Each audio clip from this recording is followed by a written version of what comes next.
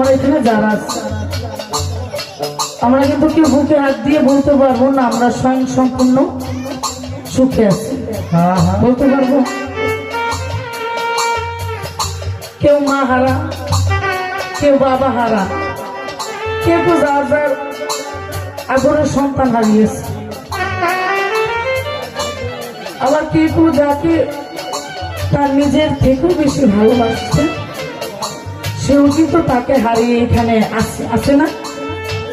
তারপরও কিন্তু আমরা বেঁচে আছি কারো না কারোর জন্য। আসলে কি মায়া জিনিসটা খুব খারাপ, তবে মায়া আছে বলে কিন্তু এখনো দুনিয়ার মধ্যেও এখন আমরা আছি। যেদিন থেকে মায়া মহব্বত কিছুই থাকবে না সেদিন আর দুনিয়া কিন্তু থাকবে না। আল্লাহ সবাইকে ধৈর্য দেন, যে যাকে হারিয়েছে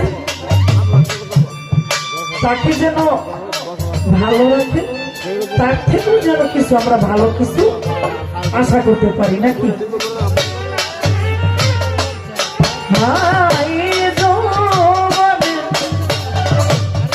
যারে আমি